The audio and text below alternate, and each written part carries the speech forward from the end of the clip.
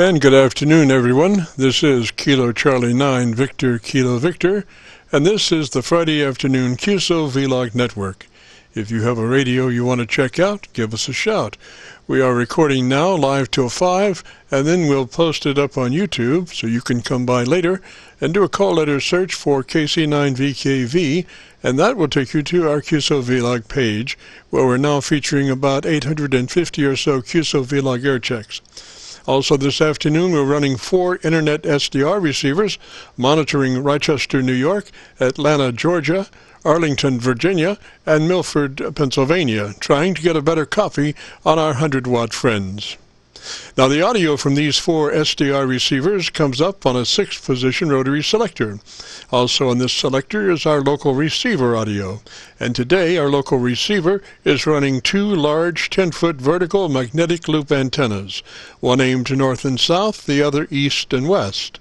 The north and south mag loop can be rotated.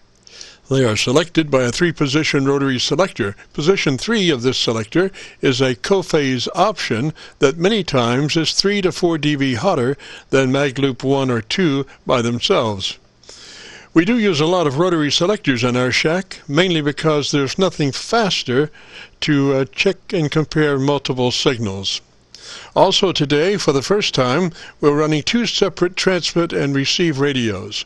My ELMER is constantly raising the learning performance bar, so today and for the next few weeks we'll be using our normally highly modified 990 as the transmit radio and an ICOM 7300 as the receive radio.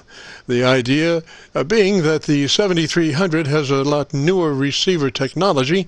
That's what we will be evaluating for the next few weeks. We've had to build a special new automatic antenna mute switch to keep transmit RF from our kilowatt amp and dipole antenna out of the 7300 front end, running the large twin 10-foot vertical magnetic loop antennas. And also there's those who are working there are working conditions. How about yours? This is the Friday afternoon QSO-VLOG network. And now let's check in and see if Charlie K1GZL is on the frequency to bring us up to date on the latest 40-meter band propagation. Charlie's QTH is up in northern New Hampshire near the Canadian border. Charlie, got a copy? Yeah. Hi, Jim. KC9 Victor, King Victor, K1GZL. Very interesting all the way around. You're just barreling in like a ton of bricks. It's overcast, but I see it trying to clear on the west and southwest horizon. And it's been bitter, bitter cold here, Jim. Do you copy? Go ahead. Yes, sir, I do. Now, just how cold has it been, Charlie? Oh, boy. Let me tell you. Yesterday morning, early, with some wind still blowing, the temperature had dropped to 10 degrees below zero. 10 degrees below zero. The daytime high was 2 degrees below zero. And at noon yesterday, it was running between 3 and 4 degrees below zero. And there was a 2-day period that ended a few days ago where we picked up 14 inches of snow, making it 66 inches of snow for the season so far. So it is definitely winter up here. But just to give you a contrast, let me give you a contrast in weather. I was working Ian, who was here last April 3rd when the snow was up to our chests on the level snow.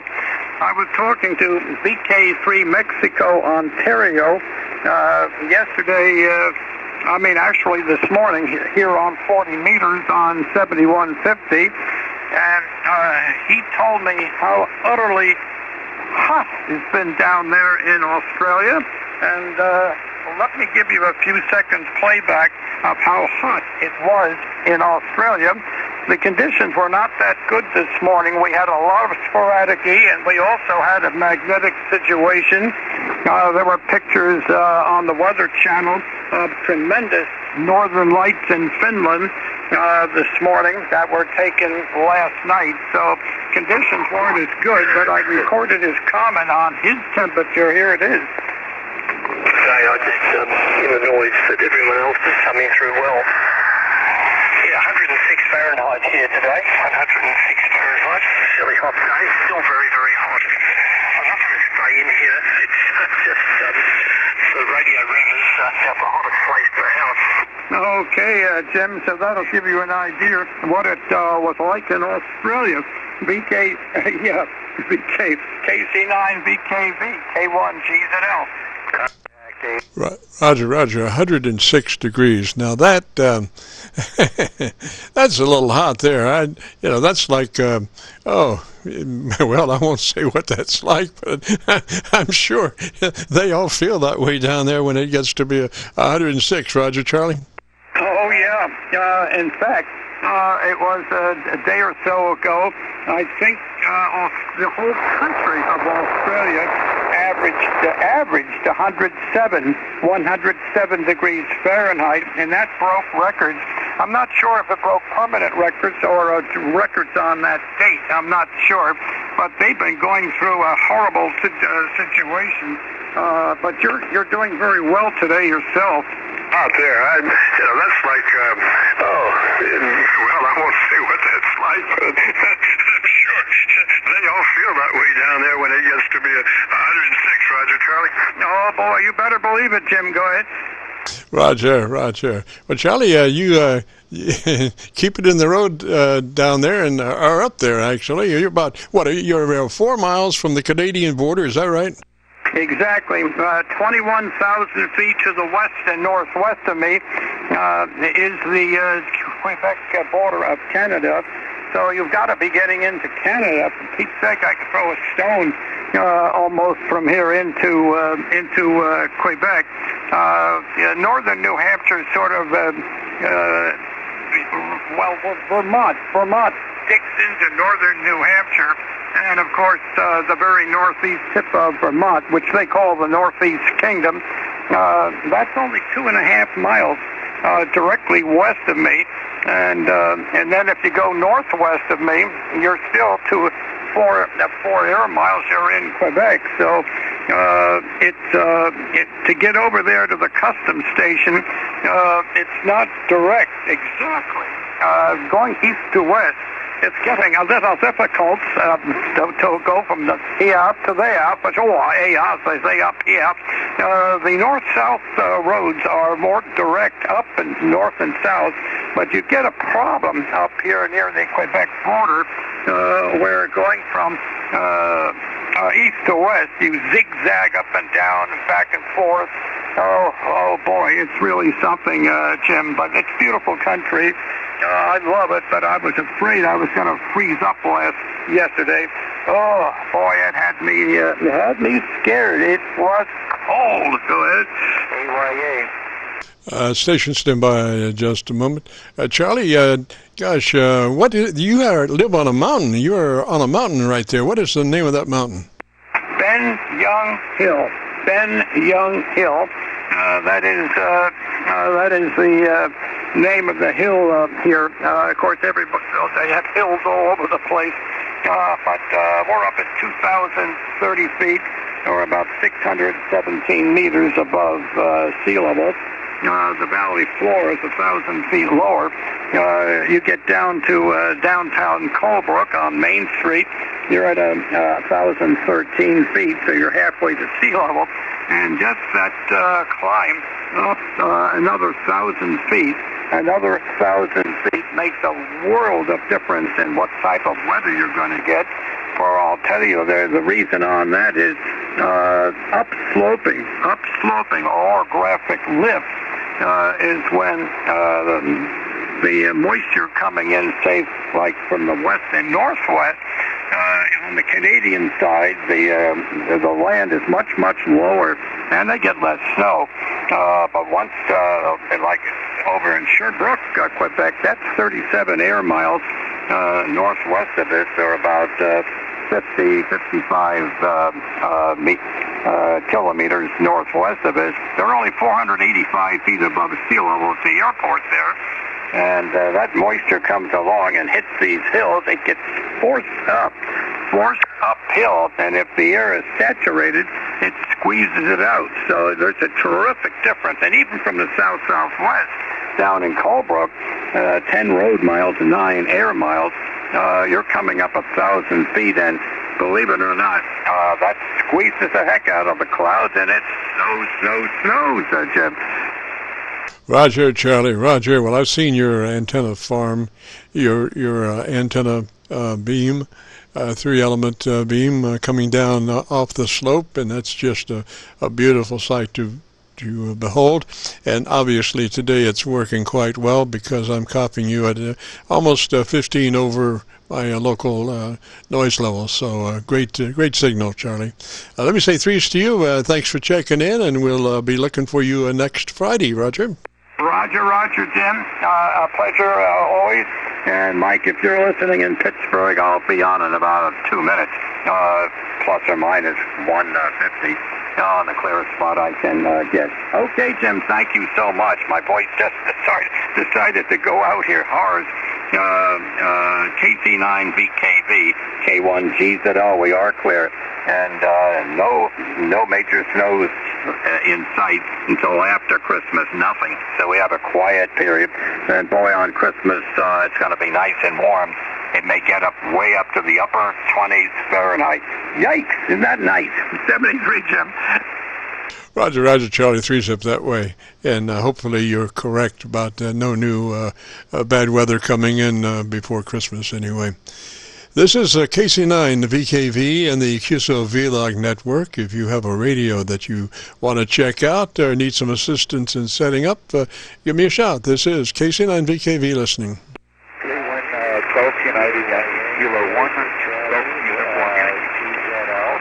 There was a Kilo 1, something? Yeah, Jim, Kilo 1, Germany, Uniform Yankee, K1GUI. The name here is 10 Kilo Echo Nancy. We're in southern New Hampshire, probably about 100 miles from the other station you just spoke to. And we just picked up a Yaesu FTBX 101D, and I was wondering how my audio is to you today. Roger. Well, it probably could use a little more fatness. Do you have your compressor engaged at about a 3? No, I don't, but I can do that in a minute. I'm sorry. Can you take someone else? I just got a call coming in. I'm sorry about that. All right, you want to check in later?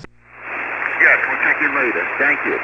Roger. This is KC9VKV, the Friday afternoon QSO-VLOG network, and we're here from now until 5, recording live, and then we post it up on YouTube, so you can go to YouTube and do a call letter search for Kilo Charlie 9, Victor Kilo Victor, and that will take you to our QSO-VLOG page. Right now we're running about 850 recorded QSO-VLOGs, and you'll be looking for one specifically for today, and it would be entitled My Group Aircheck 12-2019.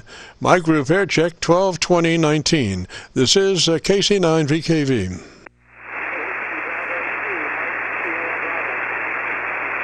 There's a Bravo 2 out there. Try it again, please.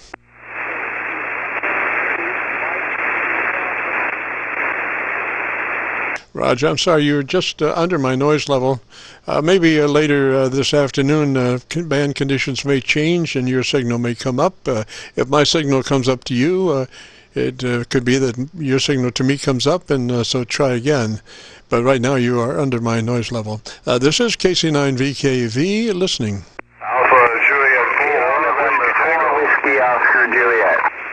Alpha Juliet 4, station, come back slowly with your call sign, please. Alpha Juliet 4, Whiskey Tango. Over. Roger, Whiskey Tango. What's the name there, sir? Name is Michael. I'm at a little place called Rondo. It's about 50 miles west of Charleston, South Carolina. Running a 100-watt Elenco here. picked it up for standby radio and just wondering how it's doing, over. Roger, Roger. What's the name of that radio again? It's a Linko DXSI. Kind of faded out on the last part of that. Repeat that, please. It's an Linko DXSR8. Roger that. Well, it sounded really good. We have, seems like good conditions this afternoon. You're running 100 watts. Is that a Roger? Roger, Roger. Well, we're supposed to be 20 over from Montreal to Miami, but sometimes Mother Nature decides that she's just going to test my endurance, and we're not quite in that situation. Gosh, come back and give me about 10 to 15 seconds and tell me about your antenna system. The antenna system is a G5RV. It's about 25 feet off the ground. It's oriented northeast. Let's see, what is that? It's northeast and northwest, actually, kind of. It's the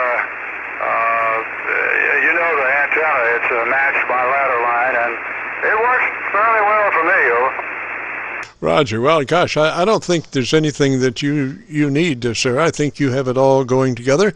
Your audio is quite nice. Dynamic range is less than 3 dB, so your average peak modulation is more than 80 to 85% average peak modulation. Roger. Thank you for that.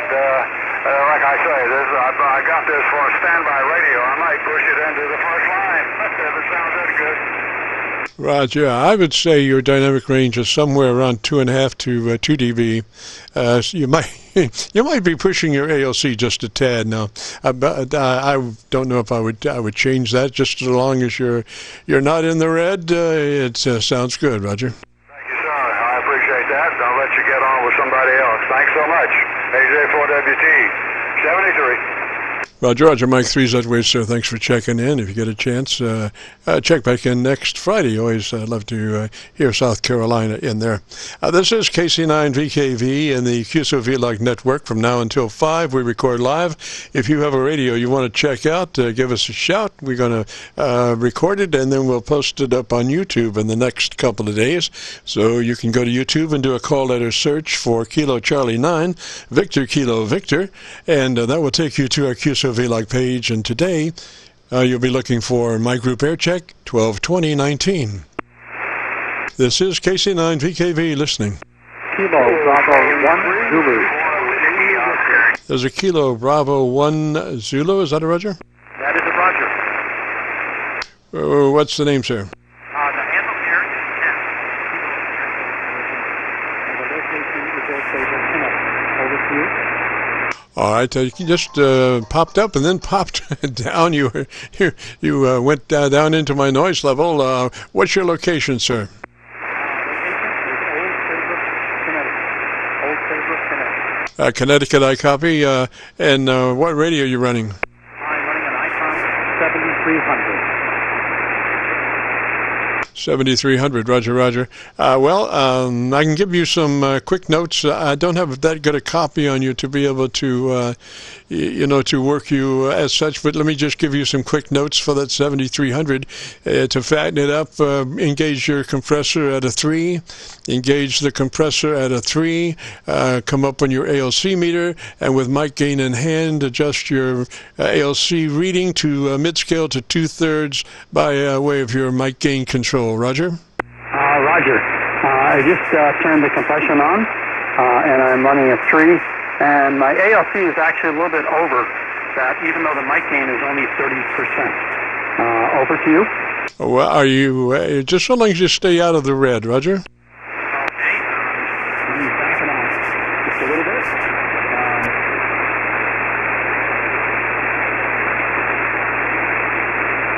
I'm assuming you got that? Just below the red. Roger, Roger. Well, you're in and out. Mother Nature's kind of playing games, but when you're in, you sound pretty good. What is your EQ? Do you know what your EQ is offhand? I believe I'm set up on the wide. Over. Roger. Well, there's three places that you need to be in 100 to 2900. There's three places in the 7310 that you need to be in the wide mode, Roger. So you stay that way, Roger. Oh, okay. I'm not familiar with the three places, but I should stay at this particular point. Is that correct? Yeah, it sounds good. I would, if, on your EQ, your treble and bass, I might boost up your treble a couple of clicks. When you run across your tone control. Roger, I will do that. Other than that, it sounds great. Okay, thank you very much. I really appreciate your help. KC9VKV. This is Kilo Bravo 1 Zulu. Roger, what was the name there? It's Ken, Kilo Echo November. And what's your location, sir? Is Old Saybrook, OLD Saybrook, SAYBROOK, Connecticut. It's in Connecticut. Over. Roger, Ken. All right. Threes to you, sir. Thanks for checking in. Get a chance. Join us next Friday. We'll say hello again, Roger. Roger, thank you very much for your help. I appreciate it. KB1 Zulu, it's clear. Roger, Ken. Threes that way. This is KC9VKV, the Friday afternoon QSO-VLOG network. If you've got a radio you want to check out, give us a shout. Kilo Mike 4, Alpha, India, Delta. GUI. Kilo Mike 4. Come back with a call sign slowly again. Kilo 1, K1, Golf, Uniform, Yankee. There's a Kilo Mike 4 out there. Come back with a call sign, please. Kilo Mike 4, Alpha, India, Delta. Kilo Mike 4 did. What's the name there? The handle here is Dave. Diamonds are very expensive. Roger, Dave. What radio are you running, sir?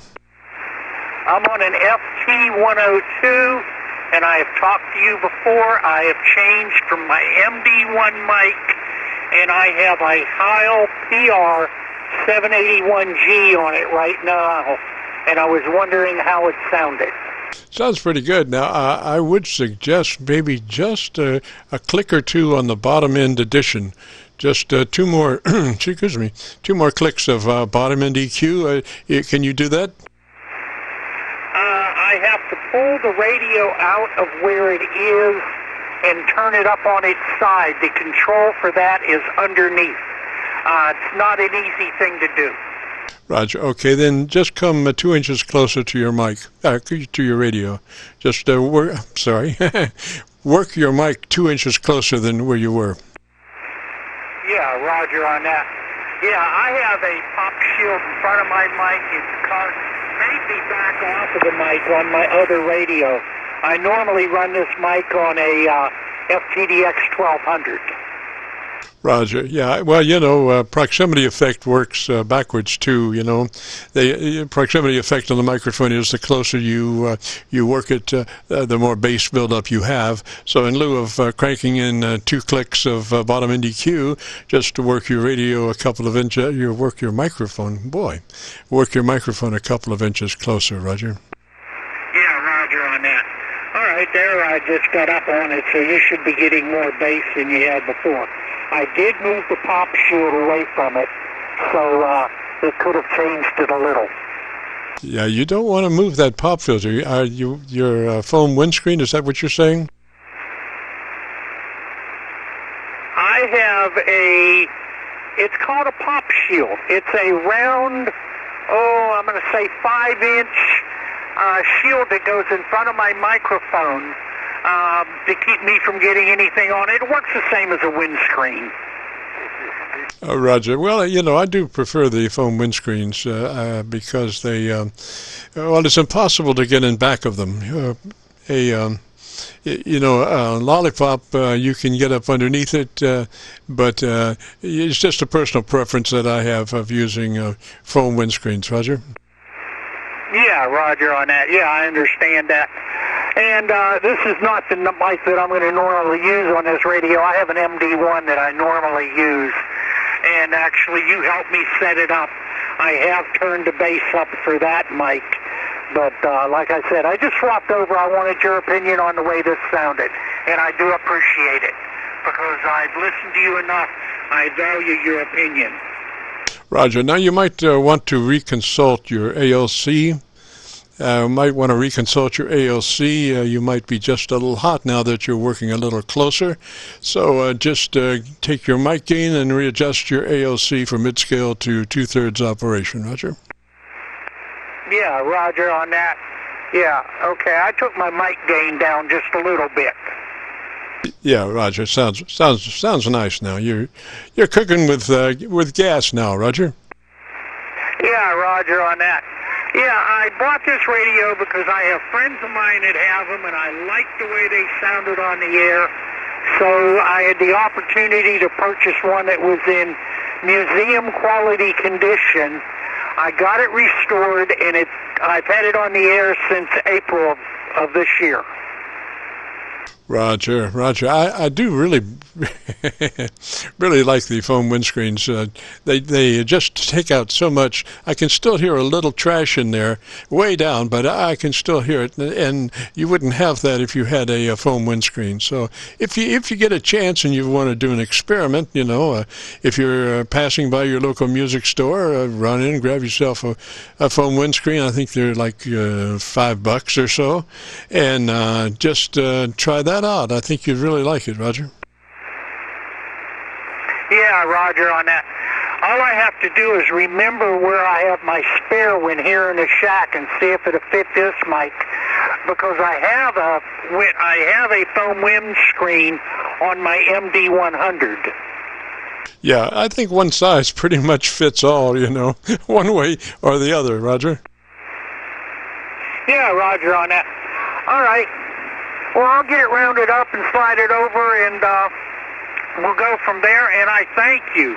I think you do a great help for a lot of people on the air. None of us know what we sound like until somebody with an experienced ear can explain it to us. With that, Jim, I wish you a Merry Christmas, and I'll say 7-3. This is KM4AID. Roger, KM4, I thought it was DID. KM4A ID, is that a Roger? That's a Roger. Kilo Mike 4, Alpha India Delta.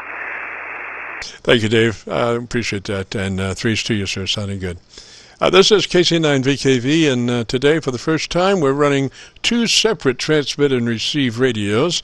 My ELMER is constantly raising the learning performance bar, so today and for the next few weeks, we'll be using our normally highly modified ST990 as the transmit radio and an ICOM 7300 as the receive radio.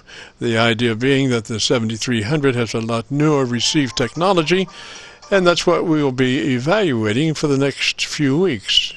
And we've had to build a special new automatic antenna mute switch to keep transmit RF from our kilowatt amp and dipole antenna out of the 7300 front end, running the large twin 10-foot vertical magnetic loop antennas.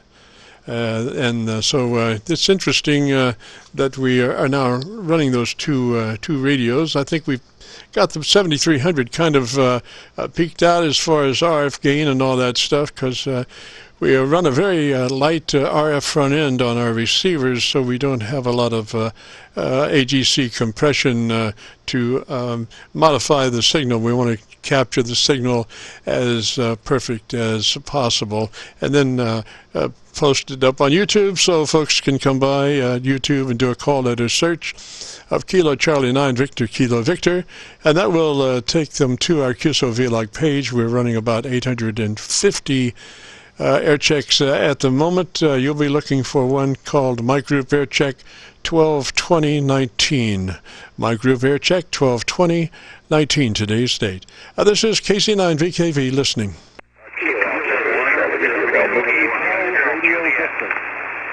Lots of folks out there. I counted at least 7 different call signs, all of which went together, so it's Alphabet City soup out there. Loudest one, come back and try it again.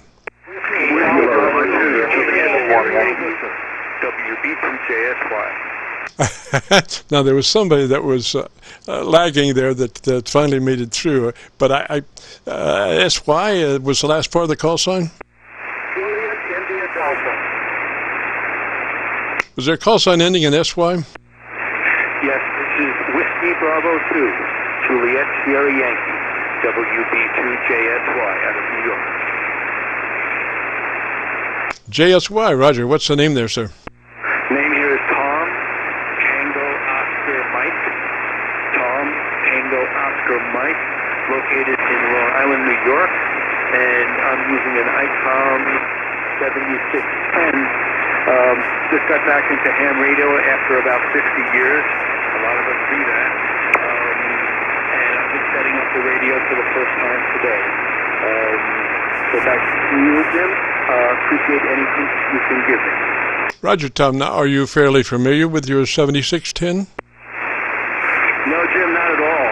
Actually, this is only the second time I've really turned it on and had a contact. So I've gone through the manual a number of times, and I sent them they advised us to, but this is basically from you what it sounds like. My antenna is a buckmaster off-center phase out of it, and about 42%. That's music. Roger, Tom. Well, you sank into my noise level, but let's cut right to the chase on that 7610. You have a button on the front of that 7610 that's called Quick. Do you know where the Quick button is? No.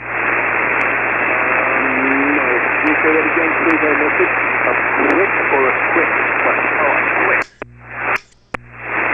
Yeah, Quick button. It's to the left-hand side on the front of the radio.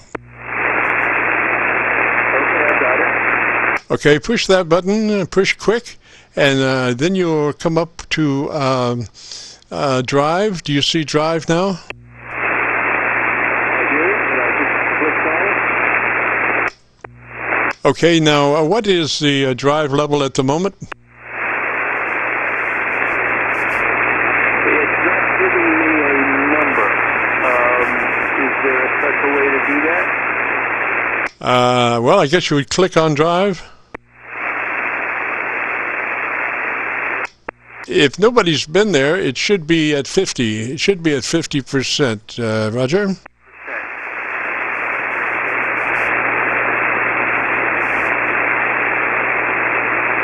Tom, I haven't heard you in the last 3 times. Do you still have a copy? Yeah,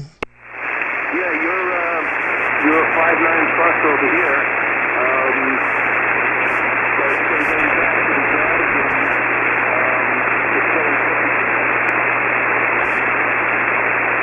Okay, Tom, let me just give you a note. I'll give you a note that you can work on when, because I can't really hear you, but let's see, your drive should be at 50, and what you want to do is turn that up to 65. It'll be a new world for you at 65. Things will come alive, and you will be a lot louder than you are now. So advance that drive control from 50 to 65. Roger, Roger.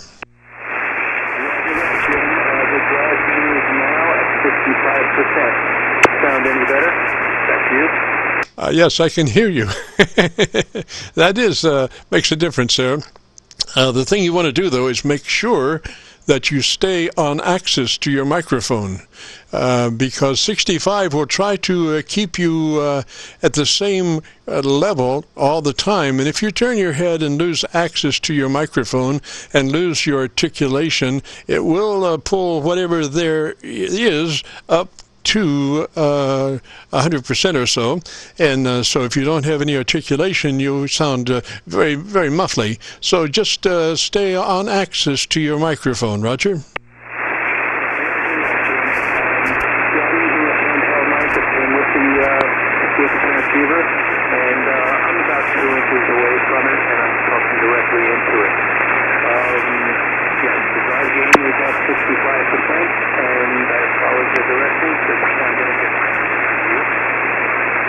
Roger, I would suggest maybe one other thing, and that would be when you get to your tone control, advance your treble 2 clicks. Put about 2 clicks more EQ on your treble, plus 2 from where you are on your treble boost. Roger? Roger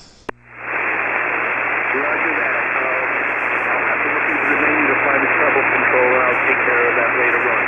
By the way, Jim, where are you located, bud? I can get that previously. Go ahead. Roger, could not copy the last. You were in my noise, but let me say threes to you. And you've got a little bit of information and notes to keep you busy there.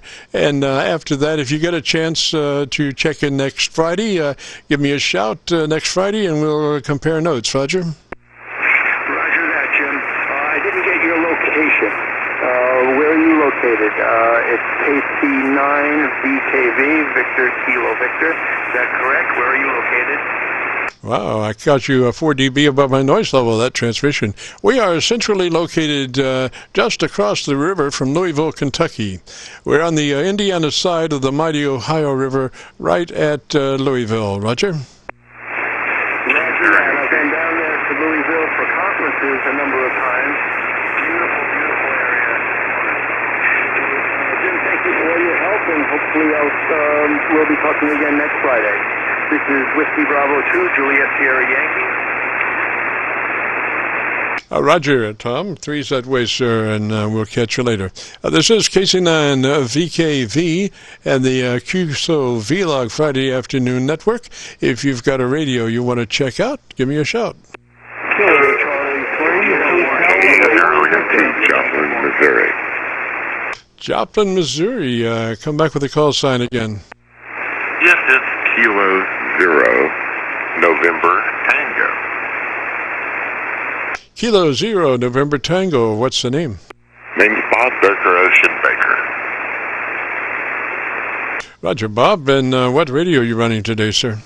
I'm running an 870 Kenwood. All right. Well, let's see, 870 Kenwood. Okay. And give me about 10 or 15 seconds on telling me about your antenna system, sir. Okay, my antenna is as much wire as I could throw up in my 2-city lot, so it's about roughly 180-some foot long. The feed line is a balanced feed line, and I trimmed it and the antenna. Okay, imagine a G5RV. Now double the length of the top section, double the length of the balance line, and toss out the coax. And that's pretty much what I'm running. And its first fundamental is at 1.8 meg. So it does first, second, call them harmonics. Skips third, does 4, 5, skips 6. So it skips 3, 6, 9, 12, 15, 18, 21. As far as its harmonics, but overall, it's the best antenna I've ever had in my life. Roger, well, it sounds good. Your radio could use a little fattening if you might be interested.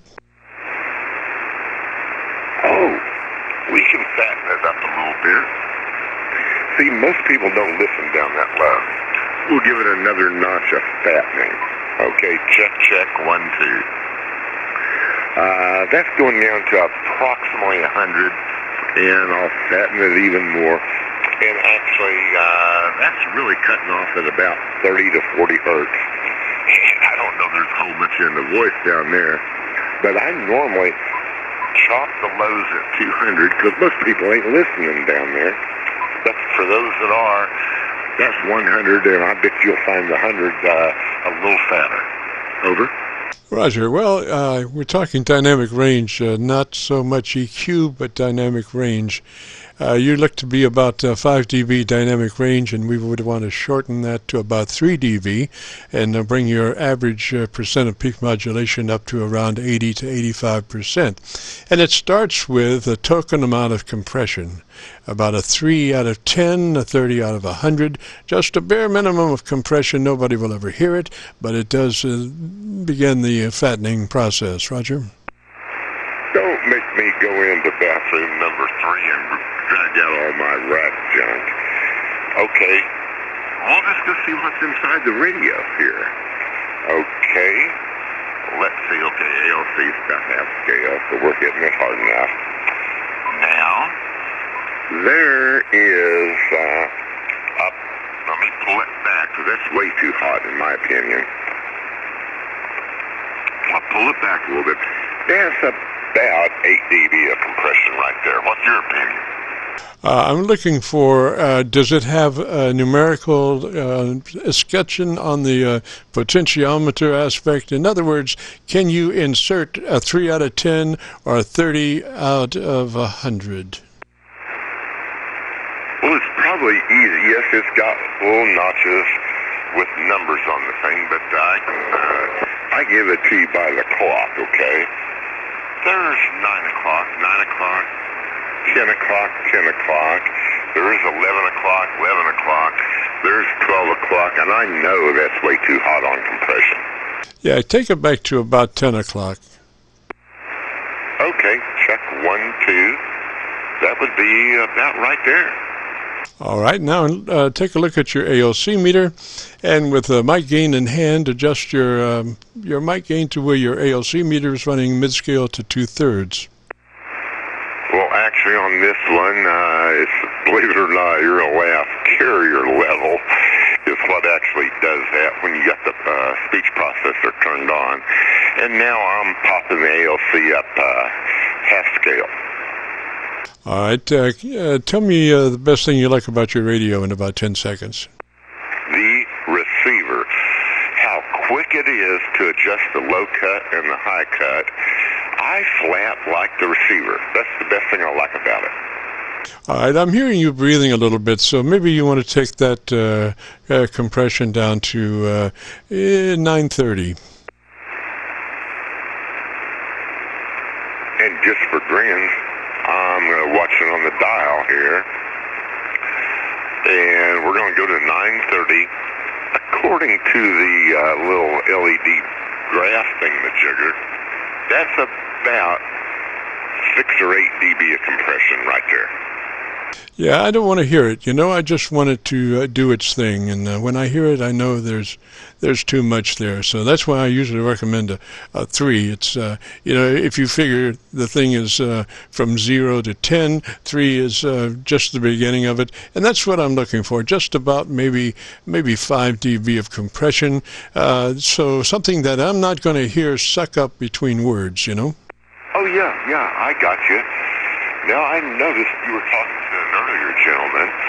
You're running a separate transmitter and receiver, and I think you said you're using the 7300 ICOM as your receiver. What you running for a transmitter, and what you running for a microphone and antenna? Oh, top secret. Now, we're running an older FT990, and this is a homebrew microphone condenser with a ART preamp and a telephone that's ringing. Nobody's home. Get lost. It's probably Microsoft with an Indian accent saying, "Hey, well, we checked your computer," whatever. Anyway, so it's mostly homebrew stuff. The 990 does a really good job, and we're running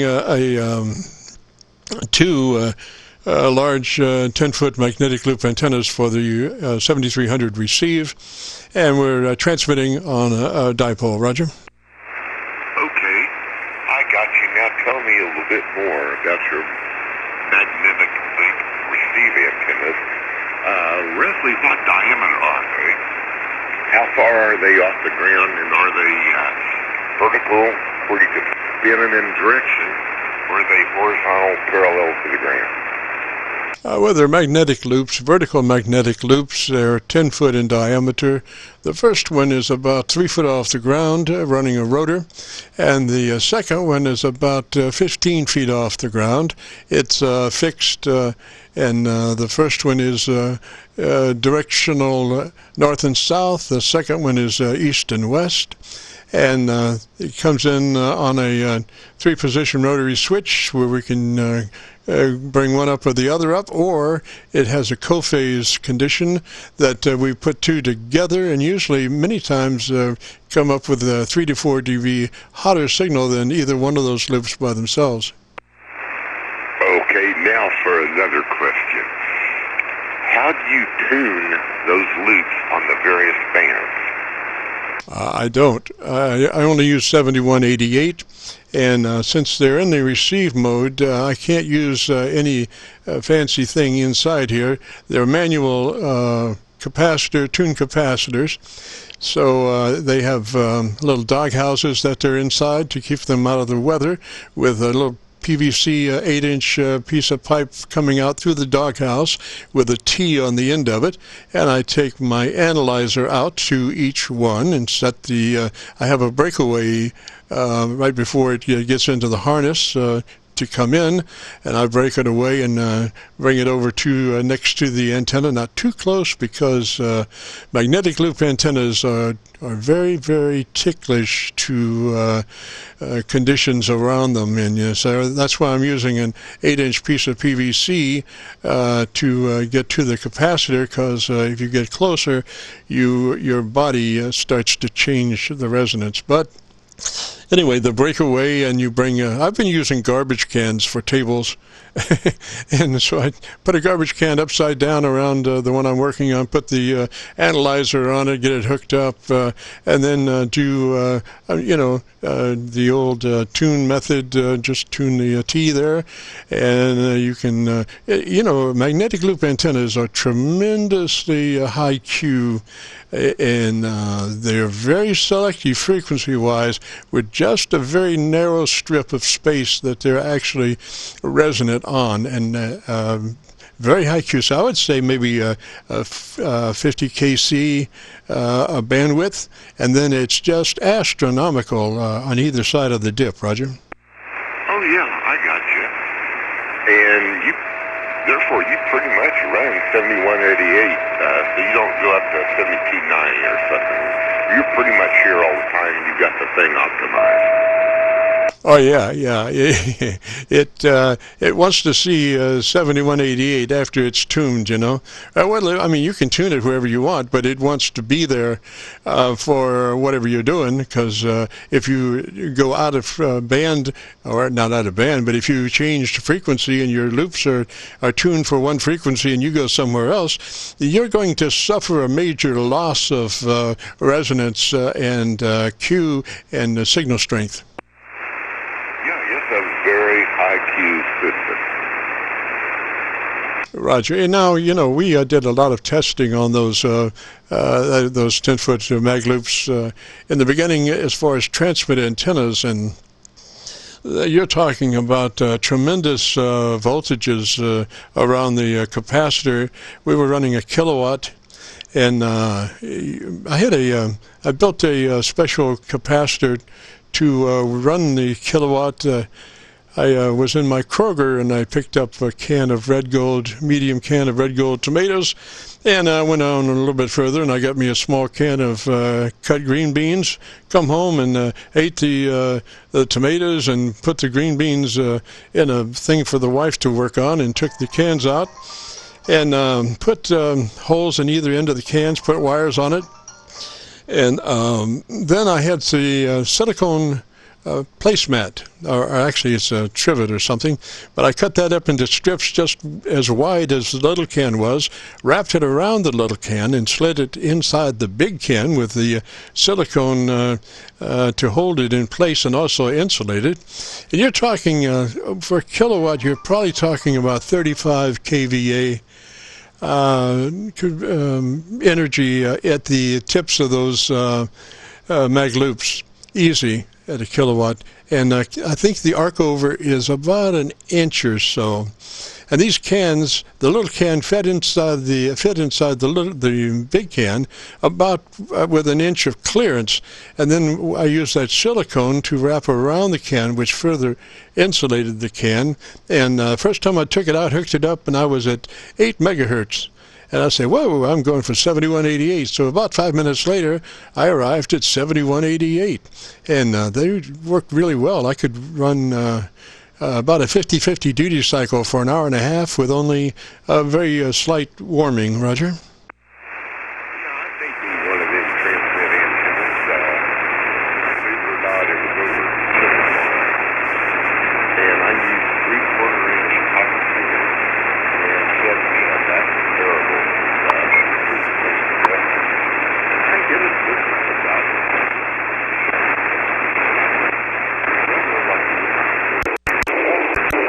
Corona like you would not believe. I'm sure the voltage was quite high. Oh, yeah. I figure those two cans would probably be good for about 50 kVA, Roger. And incidentally, I did lose you on my mag loops, and I had to go to Atlanta SDR, and I'm copying you about 8 over on the Atlanta SDR, Roger. I have no clue what an Atlanta SDR is. Is that one of them websites that's in Atlanta, Georgia, that you can run off your cell phone or your laptop? That's a Roger. It's Internet SDR. I run 4 of those. I have 4 tablets in front of me, and they're all on SDRs, Internet SDRs. I'm running Arlington, Virginia, Milford, Pennsylvania, Rochester, New York, and Atlanta, Georgia. Roger. Okay, well, I'm going to have to add some of them to my list. The one I normally get is basically out of I get one out of Las Vegas, one out of... Roger that. Roger that. Well, listen, I want to thank you for participating, and we have been recording the whole QSO, and we will post it up on YouTube in the next couple of days. So if you go to YouTube in the next couple of days and do a call letter search for Kilo Charlie 9, Victor Kilo Victor, that will take you to the QSO-VLOG page, and you'll be looking for one QSO entitled My Group Aircheck 12-2019. Roger? I got everything, but well, we got the 12-2019, but what was the things before the 12-2019? The title of the QSO will be called My Group Aircheck.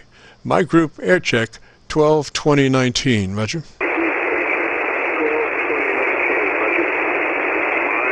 Group Aircheck, correct? That's a Roger. I can tell you're listening on the SDR. There's a thing called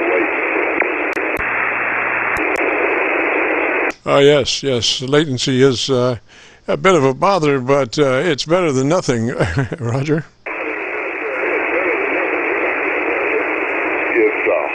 It is a whole lot better than nothing, especially when you can't hear your buddies and show them on the SDR. And this phone station jumping in, I didn't know who you wanted to talk to. East Frog in Joplin, Missouri. WG5K. Stand by, G5K. All right, we're going to wrap up there. And what was the call sign again, sir? Southwest Missouri. We're kind of doubling there. Is this is this Bob? No, this is not Bob. The call was WG5K, and I probably trampled him or he trampled me or your latency bit you. So I'm going to shut up and let WG5K talk. What is your call sign, sir? I just listened to both of you talking on them antennas, and I was just curious. The gentleman talking about the loops. I've been a ham radio operator since 1981 and kind of gotten out of it for about 20 some odd years. So I got back in about 6 months ago and put up a 160 wave loop, and I just used my tuner. I don't know how much it weighs, but it seems like it's been working for me. I don't know if you have any comments on it. And the station in Joplin, you got a good signal here. I still think I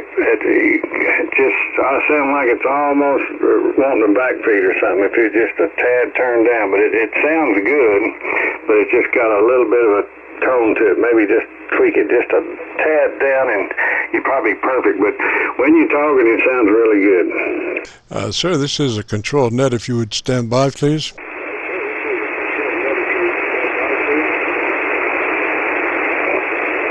Station in Missouri. Come back with the call sign again.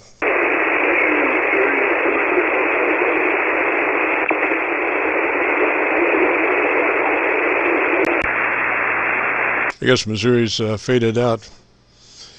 Missouri, you still have a copy on KC9VKV and the QSO-VLOG net? KC9VKV, the QSO-VLOG net. This is K0NT. Yes, I'm in Joplin, Missouri.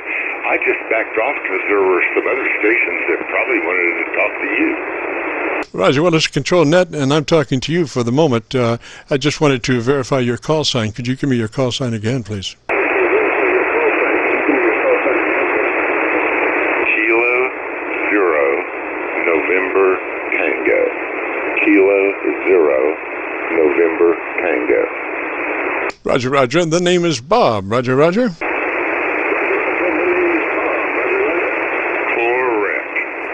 Roger, I had a doodle that was over a very important part, but we worked it out. Well, listen, Bob, I want to thank you for participating in the QSO-VLOG, and you're sounding really good there. No, nothing needed. Actually, you're in good shape. So let me say threes to you, and appreciate the comeback and the QSO, Roger. Show me threes, old man. And there's a couple of guys that want to get into the net, and one of them was, I want to say WG5K, and I'm just doing that off the top of my head. Roger, Roger, thank you very much, and we'll say threes to you. WG5K, do you copy? WG. Roger, Roger, what's the name there? Name here is David, and we're in Wells, Texas. We're about 60 miles west of Fort Worth. Back to you. Roger, David. Well, you're really pushing your ALC right now. I would suggest bring up your ALC and adjust for mid-scale to 2/3. Sounds like you're really pushing your ALC. Okay,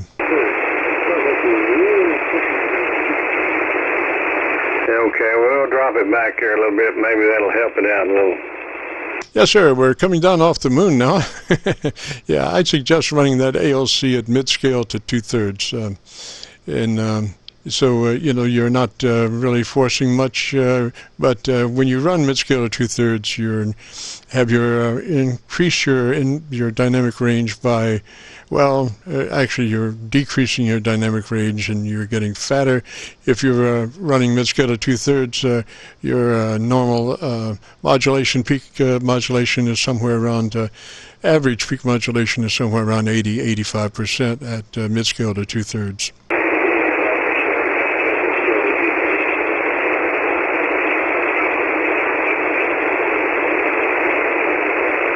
Okay, we get it back to 2/3 there, and that should help it out quite a bit.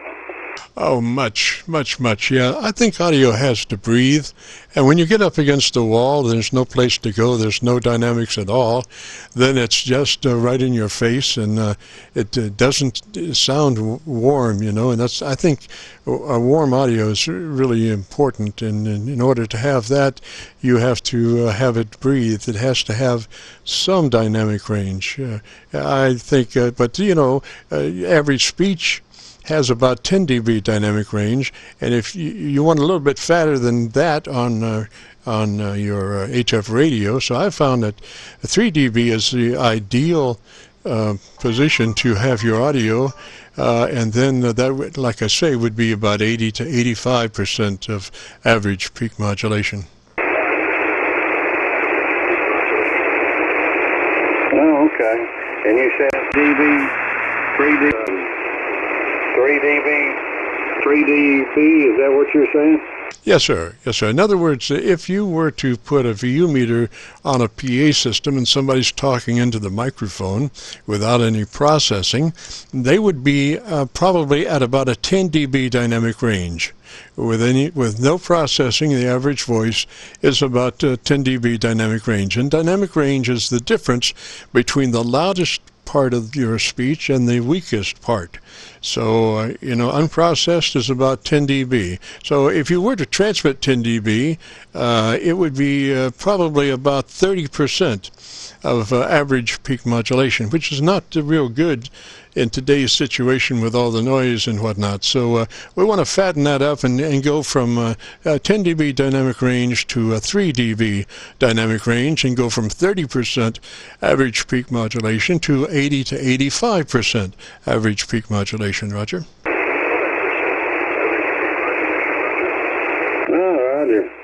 Well, I think I got it turned down there enough. Maybe that'll be okay. I just wanted to say hello. You're sounding good here in Texas, and I hope you have a Merry Christmas, and I'll let somebody else get in there and visit with you.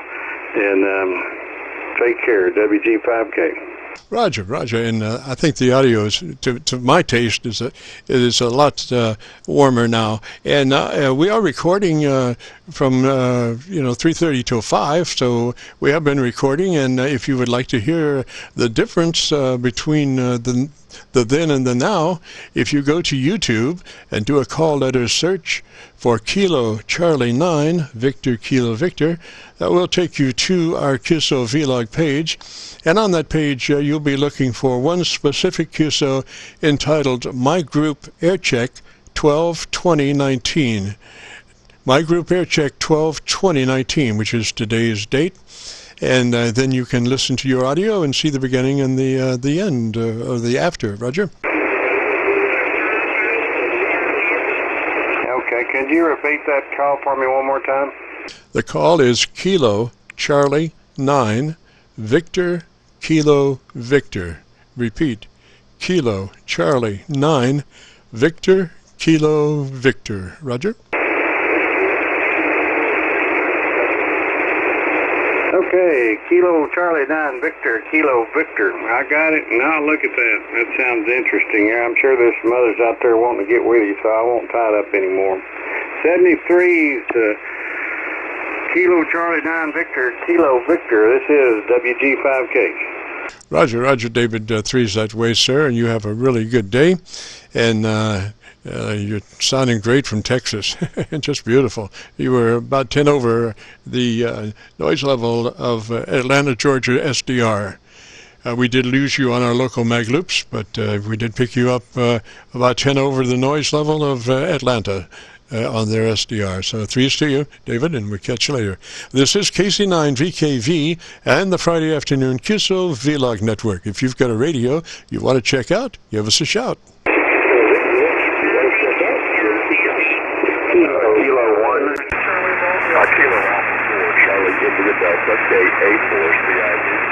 This is KC9VKV, the Friday afternoon QSO-VLOG network. I did hear about 3 stations, but they were all right together, and I couldn't pull any of them out. Try again, and I'll look around and see if I can find an SDR that might be favoring one or the other. This is KC9VKV. This is KC9VKV.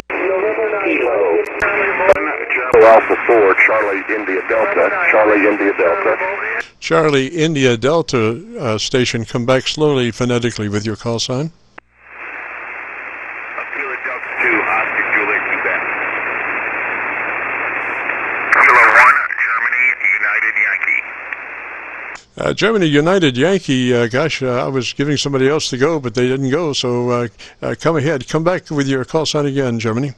Okay, thank you. Kilo 1, Germany, Uniform Yankee. Thank you, Jim. We were on just earlier, and I had a phone call, and I did put some processing in, and I just want to tell you, you have about the best sound and the best signal I have ever heard. And if I heard it right, you were using a homebrew capacitor with cams on your magnetic loop.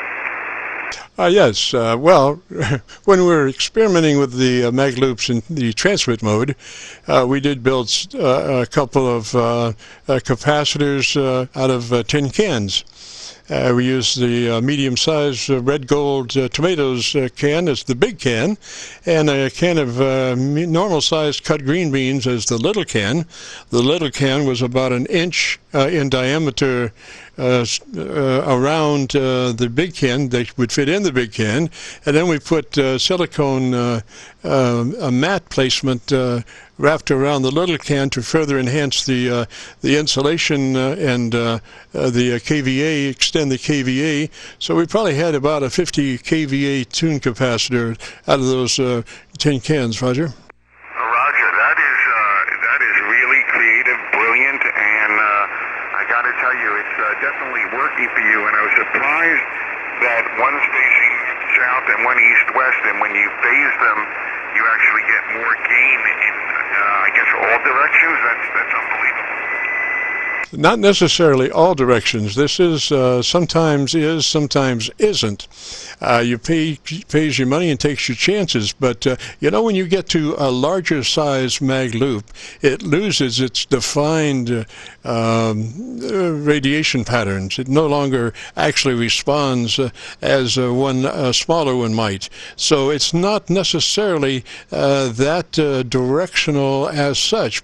So when you do combine them, it's just another option. But a lot of times, it does get you about 3 or 4 dB more gain, Roger. Roger. Well, that's brilliant work you're doing. Keep it up and let the world know about it, because a lot of people are fooling with magnetic loops, including myself building one right now.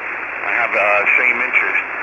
But this is a signal like no other that I have heard, and your audio is superb. And I was just wondering, I'm in now with the processing, and this is taking the processing off, Jim, and I will definitely be listening to your net. This is the first time I've heard it. It's spectacular. Thank you.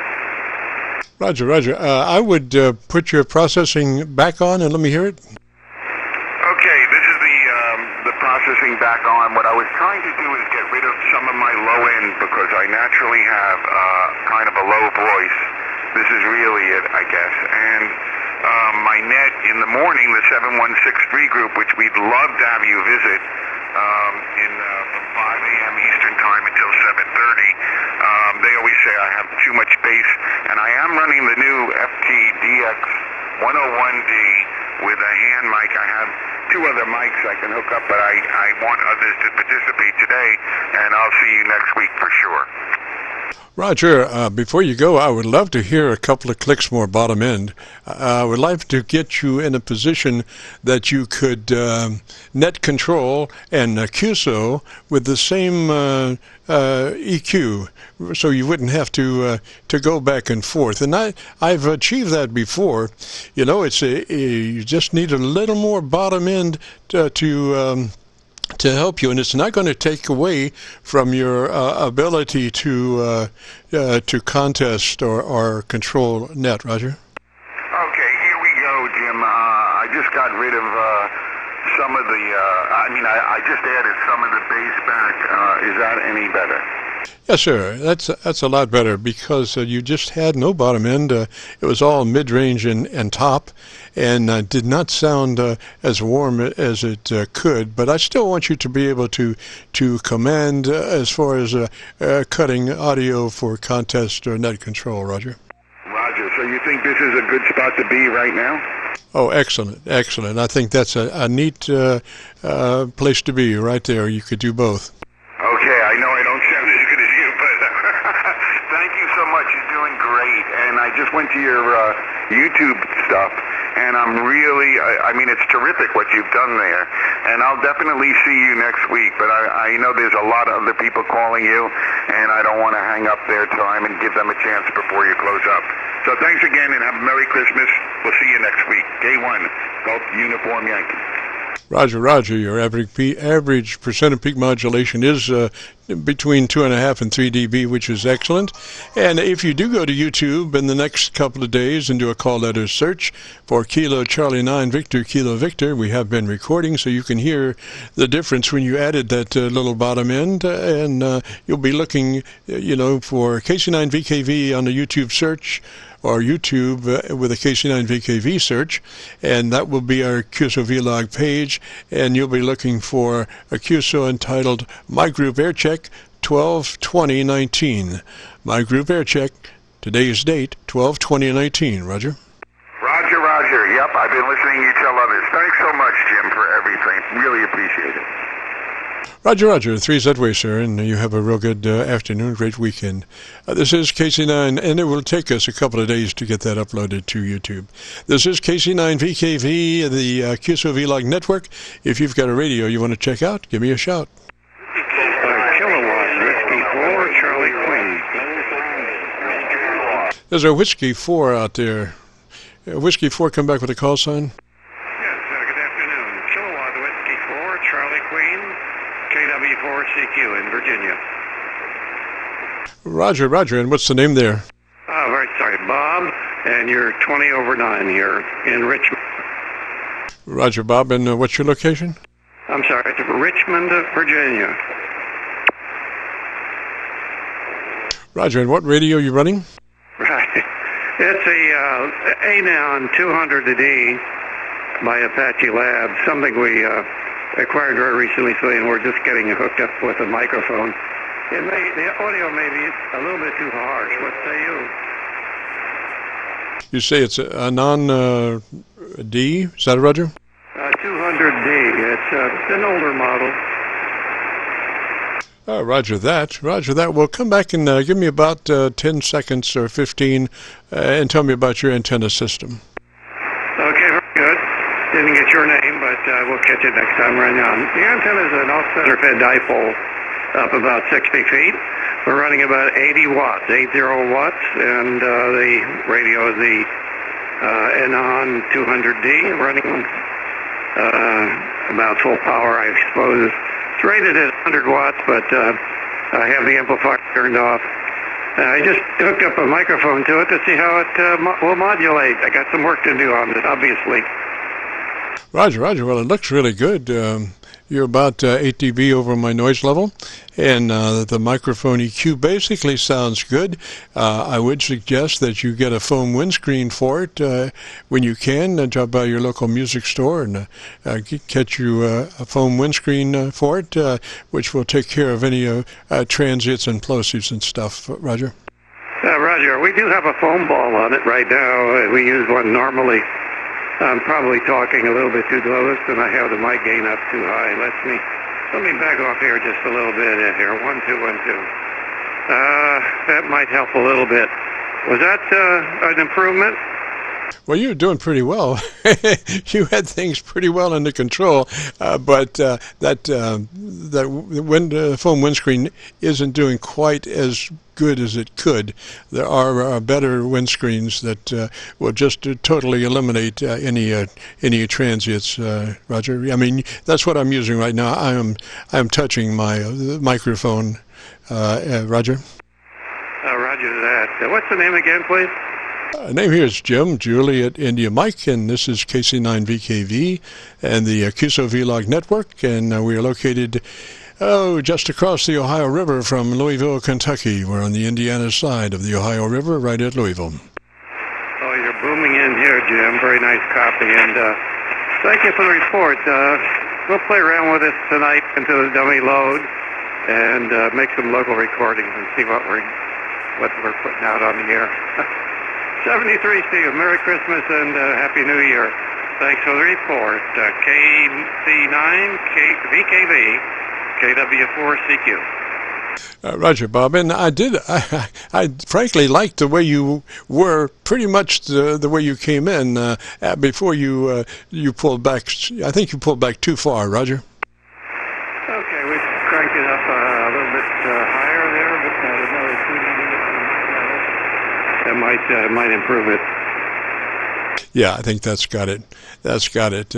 So let me say threes to you, Bob. And like I say, we are recording this, and you can go to YouTube and check it out. It'll take us a couple of days to upload it to YouTube, but you'll go to YouTube and do a call letter search for Kilo Charlie 9, Victor Kilo Victor, and then you'll be looking for, after you get to our QSO-VLOG page, you'll be looking for my group Aircheck 12/20/19, today's date, 12/20/19, Roger. Okay, Jim, thank you very much. I didn't mention this microphone here is a Heil ICM condenser mic, which is not prone to give you the highest fidelity, but we have some others around here, dynamics, that we can play around with later on. 73. Pleasant evening to you, and we'll listen to the recording downstream. KW4CQ. Good night. Roger. Well, I dearly love condenser mics. To me, they are much more articulated than a dynamic mic. If you run a condenser mic and you switch over to a dynamic mic, you'll have to do all kinds of top-end EQ push to make that dynamic mic have anywhere near the articulation that a condenser mic has. My personal opinion. Anyway, threes to you, sir. Thanks for checking in. If you get a chance, check back in next Friday. We'd love to hear you.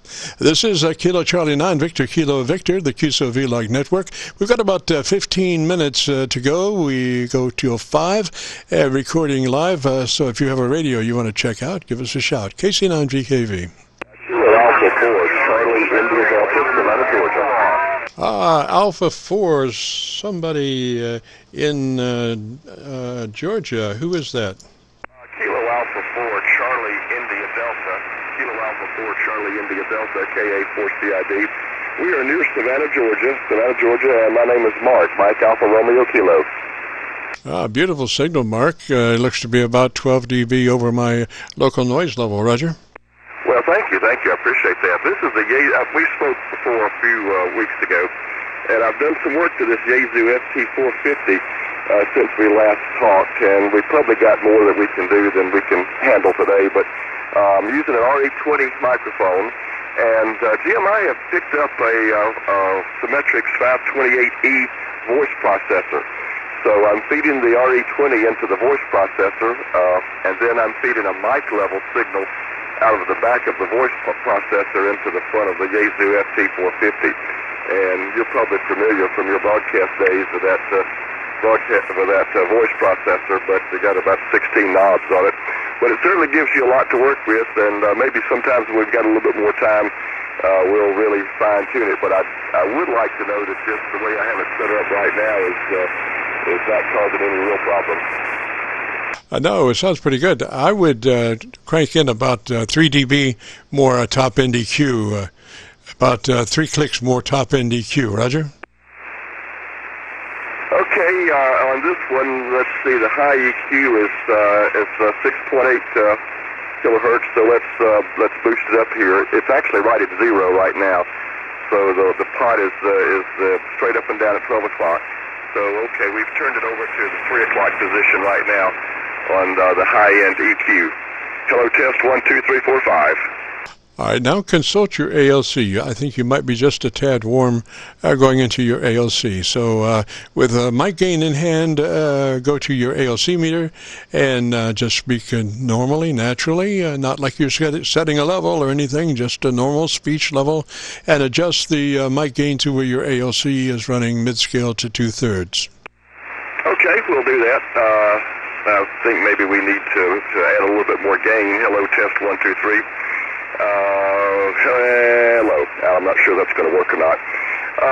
Jim, I listened to you yesterday, and it was sort of a trip back through time. I used to work at WMPI in Scottsburg, just up the road from you. And, of course, we all listened to WHAS. I was there in 1974, the summer of 74. I believe you were probably on the air there, too. But it was just nice to hear you talk about HAS. And I was just a teenager whenever I was working at MPI. Looks like the ALC is not doing all that you want it to do, and I'm not sure I can get it to that position here with this FT450. It's bar graph, horizontal from left to right, so it's only going about fourth of the way across. So I'll work on that with a dummy load and try to get a little bit more ALC action. All right, you say you're not even able to get to a mid-scale on it? That's correct, not even able to get to the mid-scale. Okay, it could be that you're pushing your outboard stuff a little bit. I would open up if you have an end output control, I would open, first off, what is your input mic gain control setting at the moment? Well, on the FT450, you only have 3 settings. You have a low, medium, and high, a low, normal, and high. And I got to remember, one of them turns the compressor off. But because I'm feeding a mic level signal from this voice processor into the FT450, I have to run the mic gain on low on the FT450. So part of what I need to do probably is to feed a line level signal into the back of the radio, and then I can adjust the mic levels, on the radio. The reason I have to have it at low, it would just be overdriving it otherwise. Roger. Well, that's the thing you have to be careful of when you run outboard equipment into a mic input control. Normally you would have, say, a mic gain control, and you would want to set that mic gain control on the internal gain to, say, 4 or 5 mid-scale, so then you could put in your line stuff and pat it down to where you know that you're not exceeding the speed limit on the mic input gain. In other words, get your internal mic gain control set it at a 4 or 5, and then bring your outboard stuff up to the right level, and that way you know you're not overdriving your mic input on your radio. I'm hearing some distortion, and if you're not even reaching mid-scale on your ALC, it indicates that that distortion is occurring somewhere in the front end, and so you're either overdriving your mic input level, or you're overdriving the outboard processor somewhere. Roger? Yeah, I understand it. I think the issue is that I'm overdriving the mic input level. Normally I would not want to feed, a voice processor into a mic level signal of the radio. It's just at the time, that's the best I could do to get it on the air. So maybe between now and the time we talk again, we'll get it wired into the back of the radio, and then I think we can straighten it out. Standby contact. Yeah, but you don't even have to run it in the back of the radio. The thing to do is I have what's called a double bridge input-output circuit. I bridge out of, if I'm running a high levels thing and I want to put it into mic level, I bridge out at 10K, and I bridge in with another 10K into where I'm going, and then I put a load resistor in the middle where the two 10Ks come together. So whatever I do, in that between those two resistors, I'm not affecting the load coming out or the load going into the transmitter. So you would probably wind up with something in low value like 200 ohms, but whatever it takes to arrive at the proper level for the mic input to work in its normal situation. But like I say, you're not loading the stuff coming, the outboard stuff, and you're not severely loading the input level. What happens is a lot of people get down in there to 600 ohms or something, and what happens when you do that is that you leave yourself open for ground loops and all kinds of stuff. It's much easier just to bridge in, and then, like I say, between those two resistors, there's two 10Ks, is how you determine the volume, and you just load the volume with the right resistor to get the volume where you need it. Roger? Roger, I understand. I think what I might do, and I think maybe you're describing the same thing, I'm holding in my hand a Shure switchable attenuator, a mic attenuator, an XLR, male and female on each end. You've probably seen them about the size of a 20-gauge shotgun shell. And I think that might be kind of what you're describing to feel.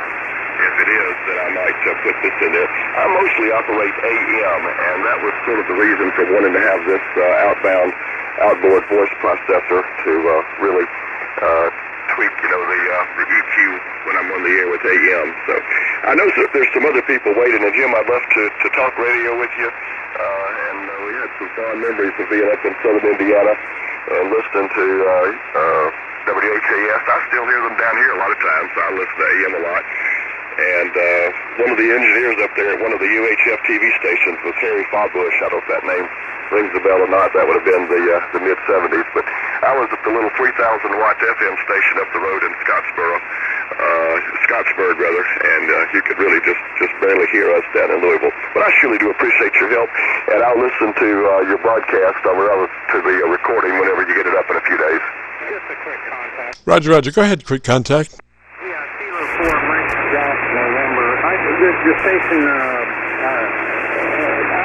don't want to butt in too much. Are you running an FT450D, yes, sir?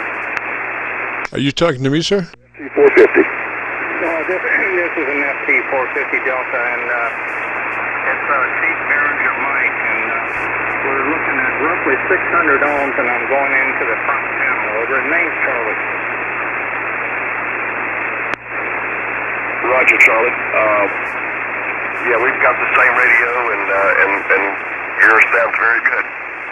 Well, my gain is probably a bit high, but I'm back off the mic. A lot of times I run it to the mid position, which you're familiar with, when I want to hug the mic. But I got fans in the back.